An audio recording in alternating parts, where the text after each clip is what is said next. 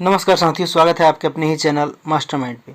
आइए हम लोग शुरू करते हैं बीपीएससी का शिक्षक भर्ती हेतु टेस्ट सीरीज, जो कि पहला क्वेश्चन आपके स्क्रीन पे है। देखेंगे क्या कहा जा रहा है कि हड़प्पा स्थित है। हड़प्पा कहाँ स्थित है पूछा जा रहा है। तो हड़प्पा जो है ये रावी नदी पर स्थित है, इसको ध्यान रखिएगा। कहाँ है? तो रावी नदी पर। हड़प्पा रावी नदी पर स्थित है। आगे हम लोग देखेंगे क्वेश्चन नंबर 2। नर्तकी की जो है कांस्य मूर्ति का प्राप्ति स्थल कहाँ है? मोहनजोदड़ो से है, या कालीबंगा से है, या लोथल से है, या मोहनजोदड़ो से है। तो नर्तकी की कांस्य मूर्ति के जो है प्राप्ति कहाँ से हुई है? तो ये मोहनजोदड़ो से हुई है। ध्यान रखिएगा, मोहनजोदड़ो से हुई है। मोहनजोदड़ो से हुई है, ध्यान रखिएगा। मोहनजोदड़ो कहाँ है? तो ये सिंधु नदी के तट पर स्थित है, इसको ध्यान रखिएगा। कहाँ? तो सिंधु नदी के तट पर ये स्थित है मोहनजोदड़ो। ठीक है, आगे हम लोग देखते हैं क्वेश्चन नंबर 3। निम्नलिखित में से किस धातु का प्रयोग प्रथम बार हुआ? निम्नलिखित में से किस धातु का प्रयोग जो है प्रथम बार हुआ था? तो नवपाषाण युग का अंत होते होते जो है धातुओं का इस्तेमाल शुरू हो गया। तो उस वक्त मनुष्य ने जो है धातुओं में सबसे पहले किस चीज़ का प्रयोग किया था? तो तांबा का प्रयोग किया था, इसको ध्यान रखिएगा। क्वेश्चन नंबर 4 देखेंगे। काली मिट्टी भारत के किस प्रदेश में मिलती है? काली मिट्टी जो है भारत के महाराष्ट्र, गुजरात, आंध्र प्रदेश, तमिलनाडु और मध्य प्रदेश में पाई जाती है। ध्यान रखिएगा, जो है इन जो है मिट्टी को रेगुड़ तथा कपास वाली काली मिट्टी भी कहते हैं। तो यहाँ पूछा जा रहा है कि काली मिट्टी भारत के किस प्रदेश में मिलती है? तो बताइए क्या हो जाएगा इसका आंसर, सही जवाब। तो ये कहाँ मिलता है? उपयुक्त सभी प्रदेशों में, महाराष्ट्र में भी, मध्य प्रदेश में, गुजरात में भी। क्वेश्चन नंबर 5 को बनाइए आप लोग। 5 में क्या कहा जा रहा है कि वनों से हमें कैसी सहायता मिलती है? तो वनों से जो है हमें मिट्टी का कटाव रुकने में भी सहायता मिलता है, बाढ़ से भी रुकने में सहायता मिलता है, वर्षा में वृद्धि भी होती है। तो क्या हो जाएगा? ऊपर लिखित सभी प्रकारों से हमको वनों से सहायता मिलती है। तो ध्यान रखिएगा। क्वेश्चन नंबर 6 को देखिए। भारत के किस राज्य में जो है सर्वाधिक खनिज लोहा पाया जाता है? तो जो है उस वक्त बिहार, पश्चिम बंगाल, या असम, या राजस्थान। तो क्या होगा इसका आंसर? उसके अनुसार जो है बिहार होगा, क्योंकि उस वक्त जो है झारखंड शामिल था बिहार ही में। झारखंड जो है अलग कब होता है? 15 नवंबर 2000 ईस्वी को, ध्यान रखिएगा। तो अब वहाँ पे सब चली गई है। तो कहा जा रहा है कि सर्वाधिक खनिज लौह कब पाया जाता है? 1998 का बीपीएससी का क्वेश्चन है, इसलिए जो है इसका आंसर बिहार होगा। लेकिन अब जो है 2015 नवंबर 2000 ईस्वी को जो झारखंड अलग हो गया है बिहार से, और सारी जो है वहाँ चला गया है। तो ध्यान रखिएगा। आगे हम लोग बढ़ते हैं, क्वेश्चन नंबर 7 को देखेंगे। अष्टाध्यायी किसने लिखी? अष्टाध्यायी किसने लिखा? तो अष्टाध्यायी किसके द्वारा लिखा गया था बताएंगे।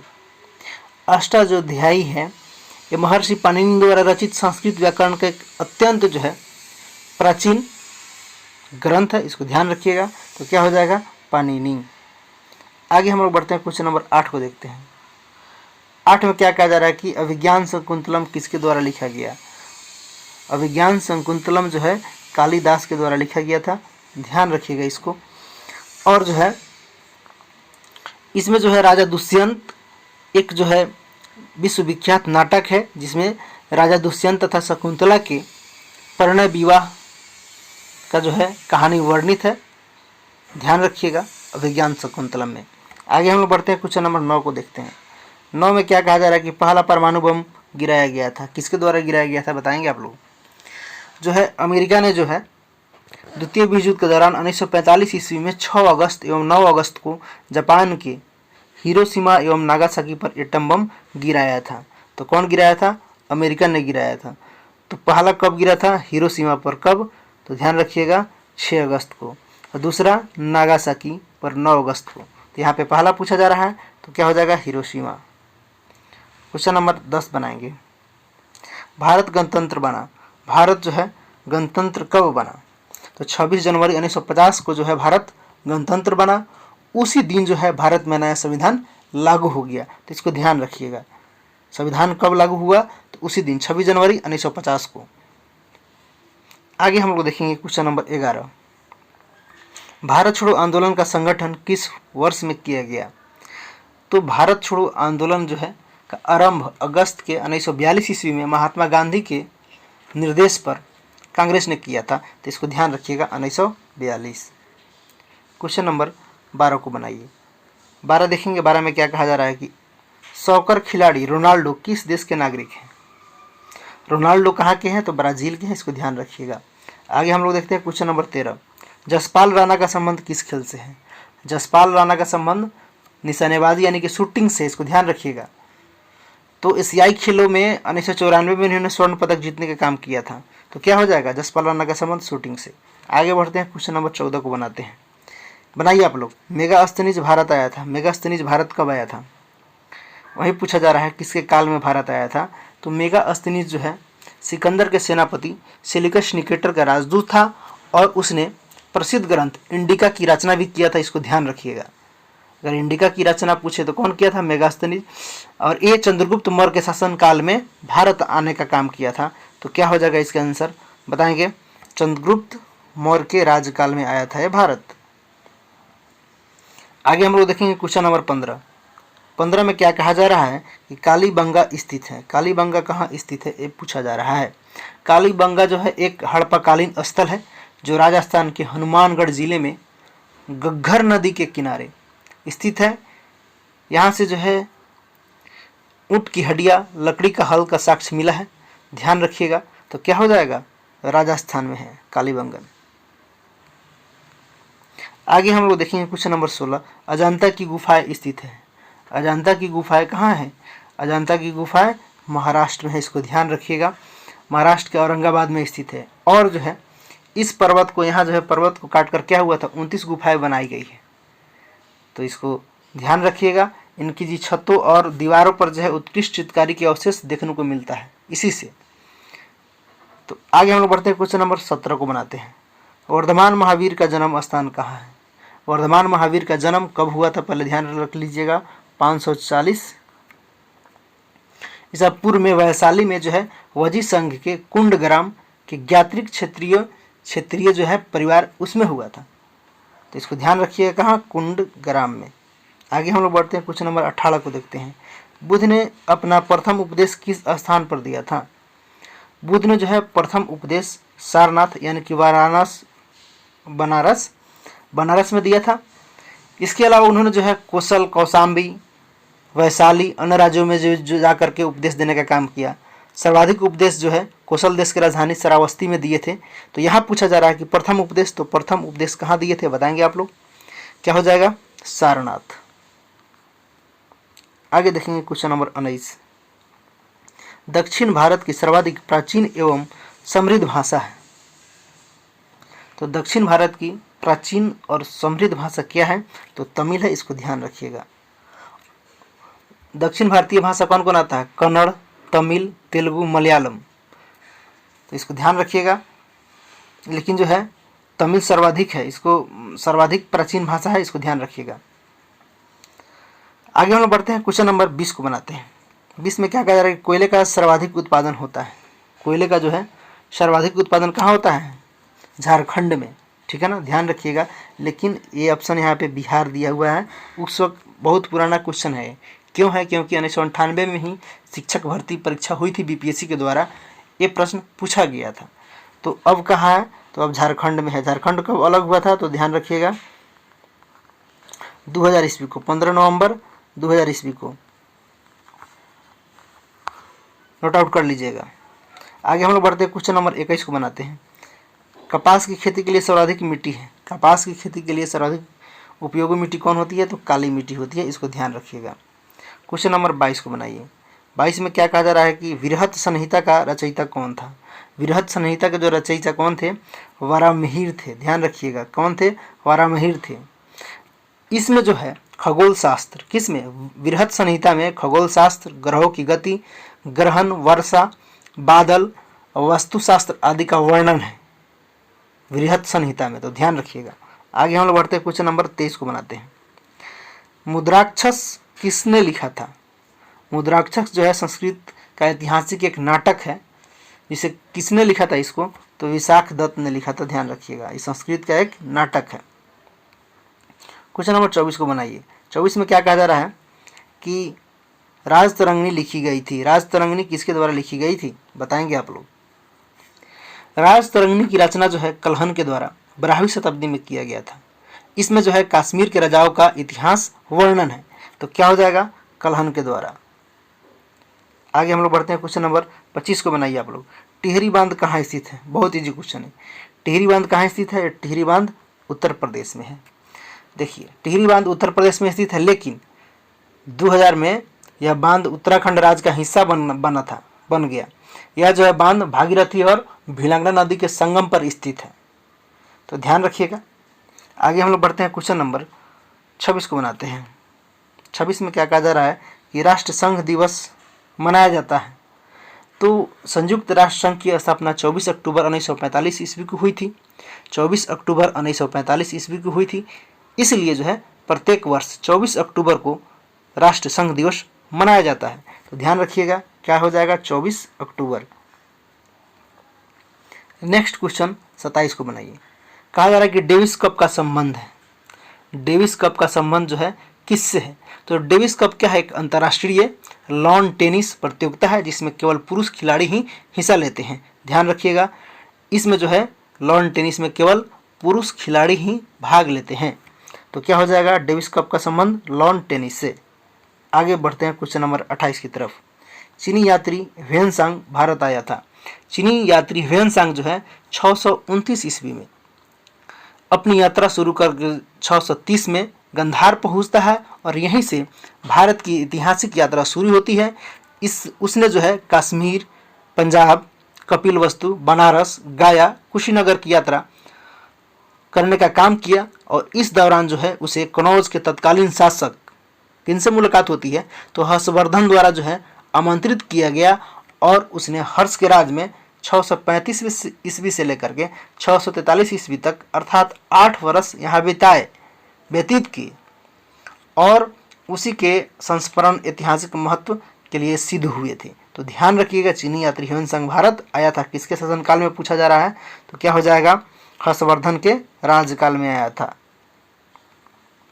क्वेश्चन नंबर 29 को बनाइए। अंकोर वाट का विशाल विष्णु मंदिर स्थित है। ये कहाँ स्थित है? अंकोर वाट का विशाल जो है विष्णु मंदिर कंबोडिया में स्थित है। इस मंदिर के दीवार पर रामायण और महाभारत की कहानियाँ किया गया है? उभड़ी हुई मूर्तियों में अंकित है। जितना मूर्ति सब है उसी में अंकित है। तो कहाँ है? कंबोडिया में है। ध्यान रखिएगा। क्वेश्चन नंबर 30 बनाइए। सांची के स्तूप का निर्माण किसने कराया था? सांची कहाँ पड़ता है? सांची का स्तूप तो मध्य प्रदेश में। ध्यान रखिएगा, इस स्तूप का निर्माण अशोक ने करवाया था। सांची का स्तूप का अशोक ने कराया था और एक क्या है? बौद्ध धर्म का एक धार्मिक स्थल है सांची का स्तूप। तो इसको ध्यान रखिएगा, क्या हो जाएगा? अशोक ने करवाया था। क्वेश्चन नंबर 31 को बनाइए। कुशल जो है स्थानीय स्वायत्त शासन के लिए विख्यात दक्षिण भारत का राजवंश कौन था? तो उस वक्त जो है दक्षिण भारत का राजवंश स्थानीय स्वायत्त शासन के लिए विख्यात था। कौन? तो चोल वंश। ध्यान रखिएगा, चोल वंश। आगे हम लोग बढ़ते हैं, क्वेश्चन नंबर 32 को देखते हैं। कला की गांधार शैली की उत्पत्ति हुई है। कला की गांधार शैली की उत्पत्ति कहाँ से हुई है? तो कनिष्क के राजकाल में हुआ है। इसको ध्यान रखिए, कहाँ? कनिष्क के राजकाल में हुआ है और इसे भारतीय यूनानी शैली भी कहा जाता है। इसको ध्यान रखिएगा, भारतीय यूनानी शैली भी कहा जाता है। ये कनिष्क के शासनकाल में हुआ है। आगे हम लोग बढ़ते हैं, क्वेश्चन नंबर 33 को देखते हैं। उच्च शिक्षा का केंद्र वल्लभी स्थित है। कहाँ है वल्लभी? वल्लभी जो है कहाँ है? तो गुजरात में है। इसको ध्यान रखिएगा, जो उच्च शिक्षा के लिए जाना जाता था। आगे हम लोग देखेंगे क्वेश्चन नंबर 34 को। अपनी राजधानी को दिल्ली से दौलताबाद कौन ले गया था? कौन ले गया था बताइए आप लोग? तो मोहम्मद बिन तुगलक ने अपनी राजधानी दिल्ली को देवगिरी ले आने का काम किया और देवगिरी का नाम बदल करके दौलताबाद रख दिया और उसे पुनः अपनी राजधानी दौलताबाद से दिल्ली ले आया। इस कारण उसे अंतर्विरोध का विषमयकारी कहा जाने लगा। सन की पागल बादशाह भी इसको कहा जाता है। किसको? मोहम्मद बिन तुगलक को। तो इसको ध्यान रखिएगा, ये पागल बादशाह भी है, सन की भी है। क्वेश्चन नंबर 35 बनाइए। 35 देखिए, 35 में क्या कहा जा रहा है कि कानपुर स्थित है। कानपुर कहाँ स्थित है? गंगा नदी के किनारे। इसको ध्यान रखिएगा, गंगा नदी के किनारे। और सरयुग नदी पर क्या है? तो सरयुग नदी पर अयोध्या है। इसको ध्यान रखिएगा। यमुना नदी पर क्या है? तो यमुना नदी पर आगरा है। और गोमती नदी पर क्या है? तो गोमती नदी पर लखनऊ स्थित है। इसको ध्यान रखिएगा। आगे हम लोग बनाते हैं क्वेश्चन नंबर 36 को देखते हैं। 36 में क्या कहा जा रहा है कि सिंदरी प्रसिद्ध है। सिंदरी क्या चीज़ के लिए प्रसिद्ध है भाई? तो सिंदरी उर्वरक के उत्पादन के लिए प्रसिद्ध है, इसको ध्यान रखिएगा, उर्वरक के उत्पादन के लिए प्रसिद्ध है। आगे हम लोग बढ़ते हैं, क्वेश्चन नंबर 37 को बनाते हैं।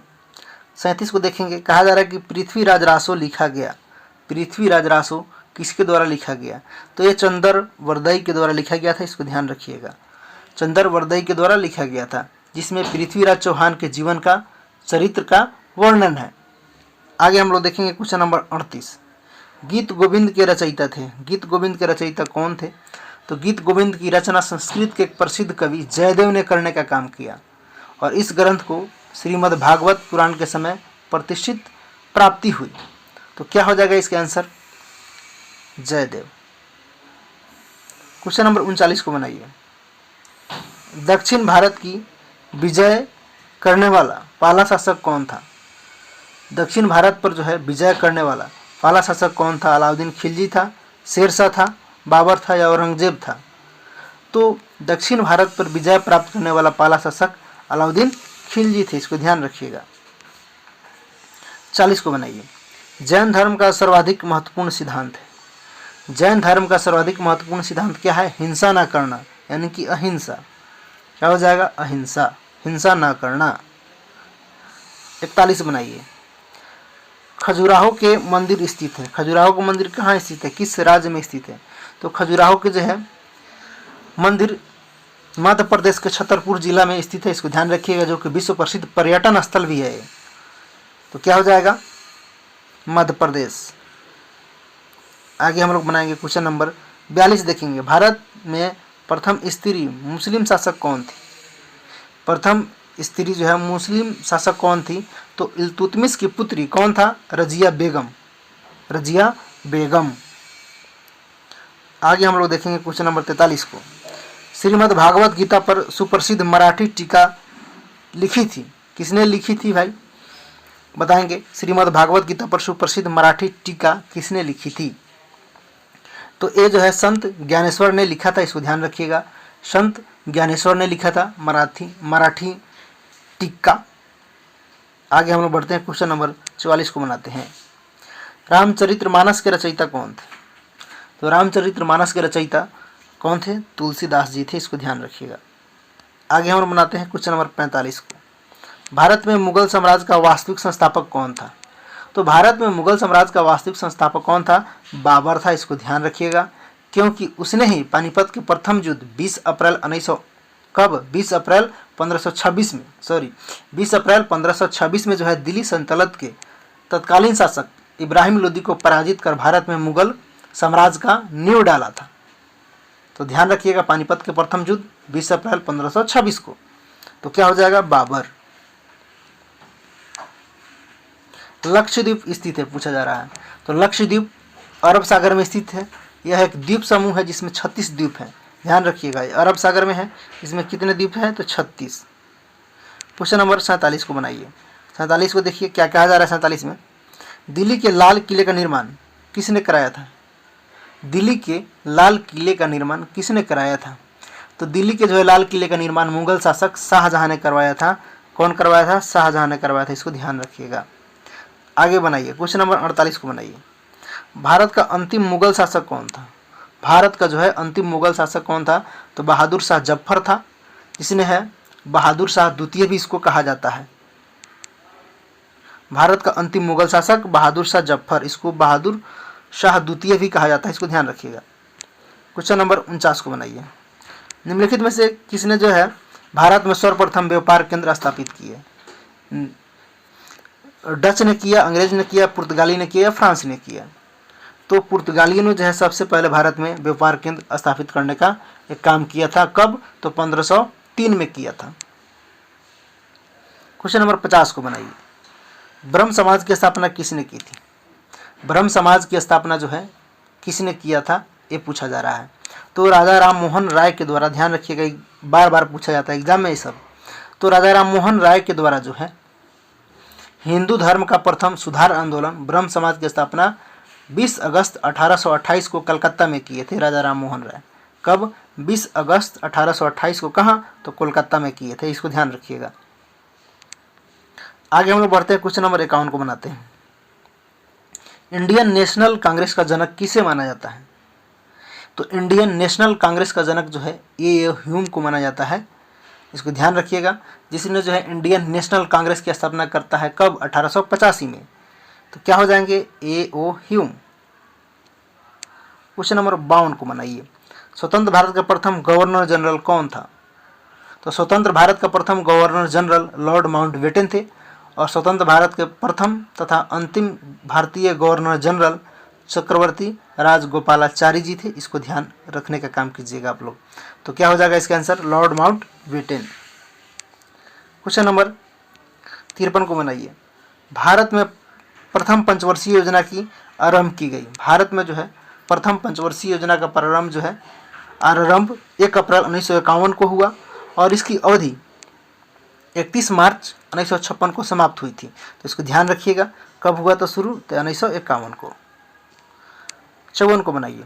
अरुणाचल प्रदेश की राजधानी पूछा जा रहा है, तो आप लोग बता ही देंगे, बताइए क्या हो जाएगा इसका? ईटानगर। आगे बताइए, क्वेश्चन नंबर 55। आंग सान सू किस देश की है? आंग सान सू जो है कहाँ की नेता है? ये म्यांमार की नेता है। इसको ध्यान रखिएगा। क्वेश्चन नंबर 56 को बनाइए। अर्जुन रणतुंगा खिलाड़ी है।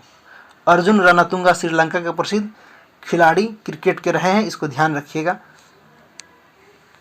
क्वेश्चन नंबर 57 बनाइए। 10वां सार्क शिखर सम्मेलन कहाँ हुआ था? तो कहाँ हुआ था उस वक्त? तो श्रीलंका में हुआ था शिखर सम्मेलन 10वां। इसको ध्यान रखिएगा। क्वेश्चन नंबर 58 को बनाइए। पिट संप्रास संबंधित है किस चीज से? पिट जो है संप्रास किस चीज से संबंधित है? तो ये किस चीज से संबंधित है? तो लॉन टेनिस के खिलाड़ियों से संबंधित है। इसको ध्यान रखिएगा, लॉन टेनिस से। क्वेश्चन नंबर 59 को बनाइए।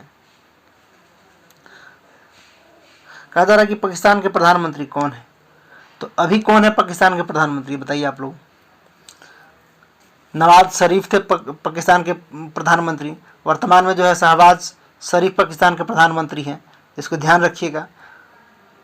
पाकिस्तान के प्रधानमंत्री नवाज शरीफ थे, लेकिन वर्तमान में शहबाज शरीफ जो है पाकिस्तान के प्रधानमंत्री है। इनको ध्यान रखिएगा। क्या हो जाएगा इसका? शहबाज शरीफ। शहबाज शरीफ लिख लीजिएगा आप लोग। आगे हम लोग बढ़ते हैं, क्वेश्चन नंबर 60 को देखते हैं। निम्नलिखित में से कौन सा राज्य कावेरी समस्या से में सम्मिलित नहीं है? ये पूछा जा रहा है। तो कावेरी जल विवाद आंध्र प्रदेश राज्य से नहीं है। ध्यान रखिएगा। किससे? आंध्र प्रदेश से। किन किन राज्यों के बीच विवाद हमेशा होते रहता है जल बंटवारे को लेकर के? यह विवाद जो है तमिलनाडु, केरल, कर्नाटक राज्यों के बीच जो है जल बंटवारे को लेकर के हमेशा विवाद होते रहता है। तो इसको ध्यान रखिएगा। सिर्फ आंध्र प्रदेश में सम्मिलित नहीं है इसमें। क्वेश्चन नंबर 61 को बनाइए। प्रकाश संश्लेषण में उपयुक्त गैस कौन सा है? तो उपयुक्त गैस कौन सा है प्रकाश संश्लेषण में? सबसे उपयुक्त गैस संश्लेषण के लिए कार्बन डाइऑक्साइड। आगे हम लोग बढ़ते हैं, क्वेश्चन नंबर 62 को देखते हैं। निम्नलिखित में से किस में नए पौधे की पत्ती से उत्पन्न होते हैं? किस में नए पौधे पत्ती से उत्पन्न होते हैं? कहा जा रहा है कि गुलाब के जो है नए पौधे पत्ती से उत्पन्न हो जाता है, या पथ स्पष्ट से, या पिटूनिया से, या कमल से। तो एक ऐसा पौधा है नए पौधे का उत्पत्ति इसके पत्ती से हो जाता है। किससे? तो पथ स्पष्ट के पौधे के पत्ती से ही नया पौधा जन्म ले लेता है। आगे हम लोग देखेंगे क्वेश्चन नंबर 63 की तरफ। सूर्य से विटामिन कौन सा मिलता है? तो बताइए, सब बताएगा ये लोग। कौन मिलता है? डी मिलता है, जो हड्डियों के लिए काफ़ी लाभदायक होता है। और डी के कमी से बच्चों में रिकेटस भी होता है। इसको ध्यान रखिएगा। आगे हम लोग बढ़ते हैं, क्वेश्चन नंबर 64 को देखते हैं। थॉमस अल्वा एडिसन ने आविष्कार किया था क्या चीज़ का? ये अमेरिकी वैज्ञानिक थॉमस अल्वा एडिसन जो है विद्युत बल्ब का आविष्कार किया था। क्या चीज़ का? विद्युत बल्ब का आविष्कार किया था, यानी कि बिजली का बल्ब का आविष्कार किया था। क्वेश्चन नंबर 65 को बनाइए। सजीव वस्तुएं से ही उत्पन्न होती है का प्रथम प्रदर्शन करने वाला वैज्ञानिक था। तो सजीव वस्तुएं से उत्पन्न होती है, तो ऐसा प्रथम प्रदर्शन करने वाला वैज्ञानिक कौन थे?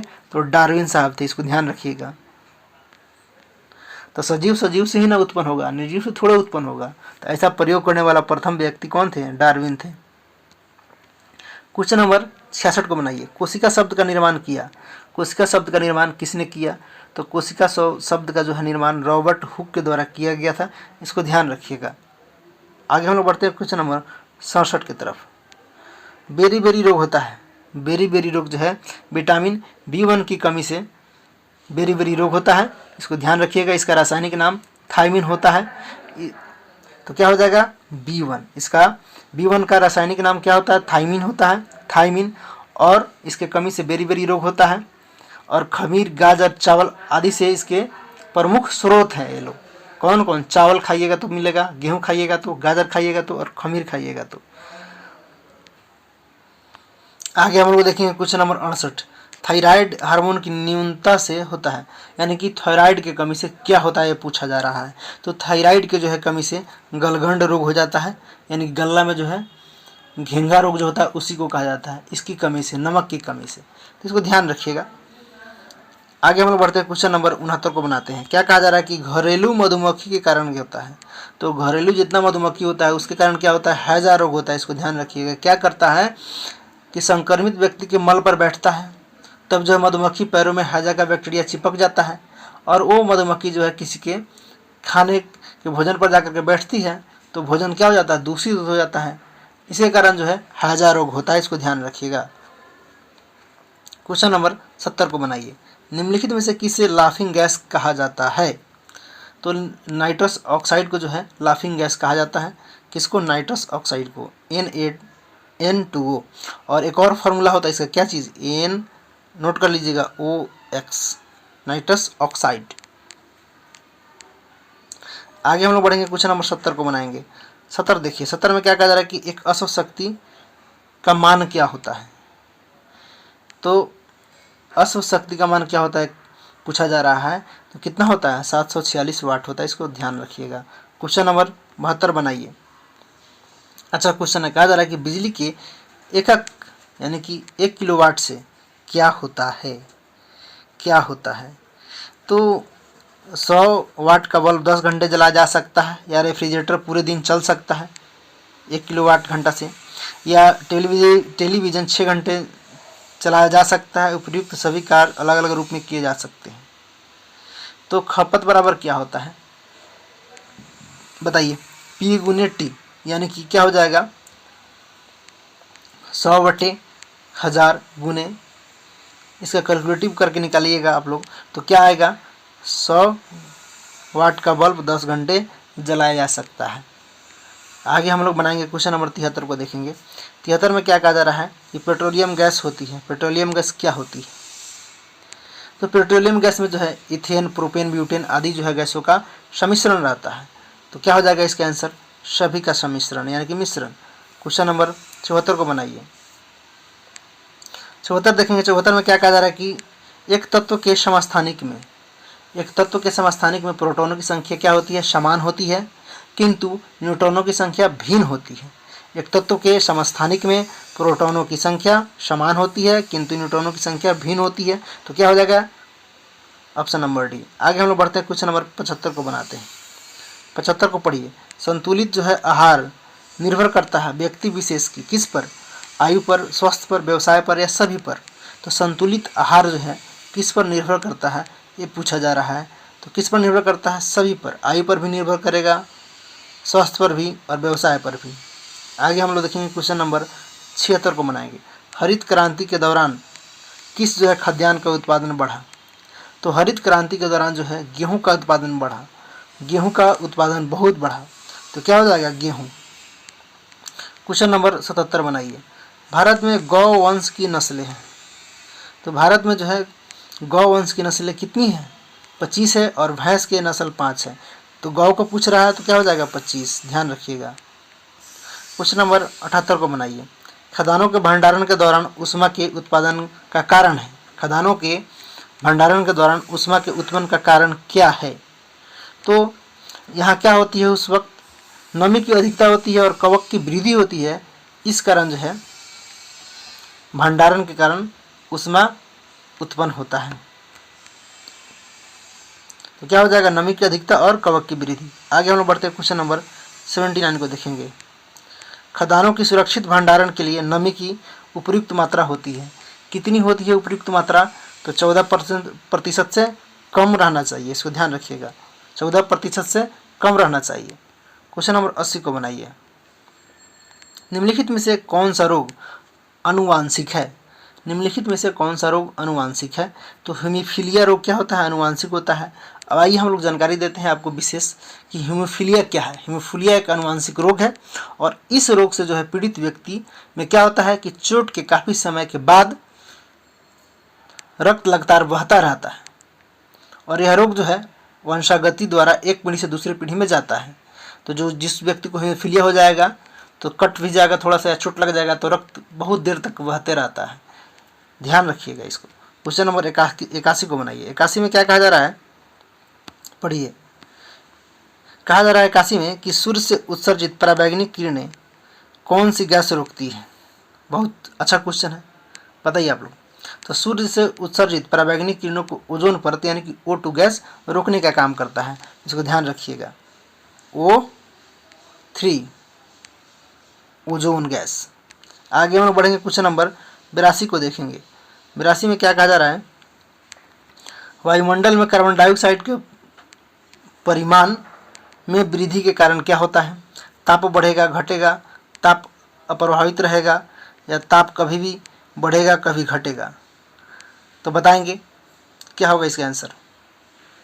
तो वायुमंडल में कार्बन डाइऑक्साइड के परिणाम में जो है वृद्धि के कारण क्या होता है? ताप बढ़ता है, इसको ध्यान रखिएगा। वायुमंडल में कार्बन डाइऑक्साइड के परिणाम के कारण जो है ताप बढ़ता है। क्वेश्चन नंबर 83 बनाइए। मैग्नीज नोड्यूल जो है प्राप्त होते हैं, कहाँ से प्राप्त होते हैं ये पूछा जा रहा है। तो मैग्नीज नोड्यूल जो है सागर के तल से प्राप्त होते हैं, इसको ध्यान रखिएगा, सागर तल से प्राप्त होते हैं। क्वेश्चन नंबर 84 को बनाइए। निम्नलिखित में से कौन सी मिश्र धातु है? निम्नलिखित में से कौन सी मिश्र धातु है? तो मिश्र धातु कौन होता है?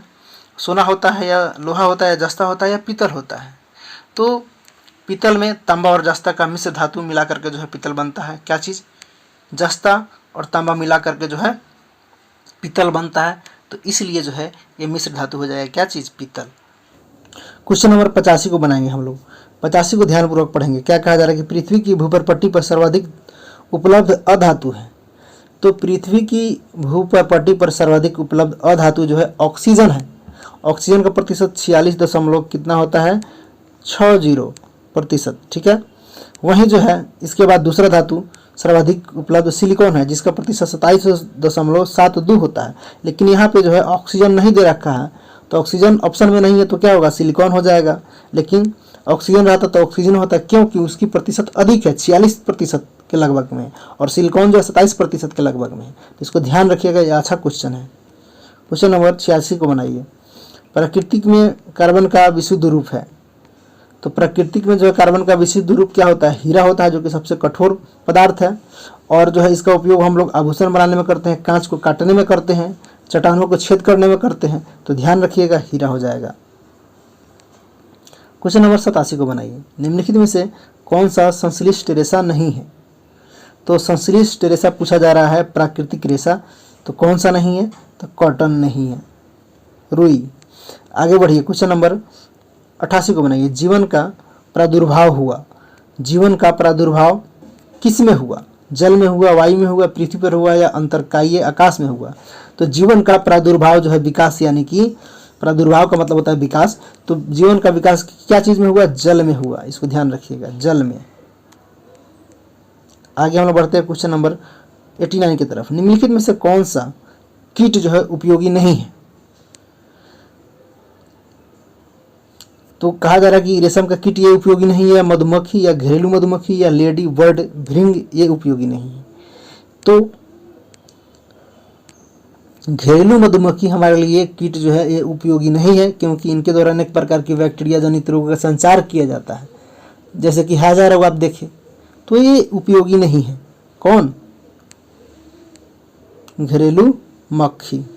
आगे हम लोग देखेंगे, क्वेश्चन नंबर 90 को बनाएंगे। विश्राम के समय मानव हृदय 1 मिनट में कितनी बार धड़कता है?